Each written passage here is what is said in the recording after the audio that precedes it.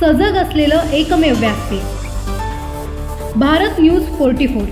बातमी तीही बिनधास्त। इम्तियाज जलील यांनी संपूर्ण महाराष्ट्र हिरवा करवाच्या पद्धतीने वक्तव्य केलं आहे, त्याकडे कसे बघता आपण?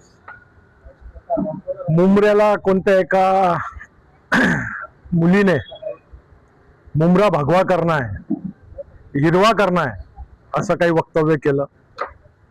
त्याच्यानंतर त्याच्यावर इम्तियाज जलील सारखा जलील माणूस नावाप्रमाणे तो म्हणतो मुंबराईनी महाराष्ट्र हिंदुस्थान करणं त्याच्या बापाची ठेव आहे. त्याच्या बापाने त्याला पैदा याच्यासाठी केलेला होता. अरे जलील माणसा, ज्या छत्रपतींच्या राज्यात राहतो, ज्या छत्रपतींच्या मातीत तुझं घर आहे, ज्या छत्रपतीच्या मातीत जे अनाज उगतं ते तू खातो, ज्या छत्रपतींनी या महाराष्ट्रातलाच नव्हे तर या देशाला भगवा करण्यासाठी हिंदवी स्वराज्याची स्थापना केली, त्या राज्यातून तू आम्हाला सांगतो का हिरवं करू? तुझ्यात जोर असेल तर जे हिरवं तू धुवायला करायचा प्रयत्न करत होता, आज आमच्या नागरिकांनी भगवं केलं.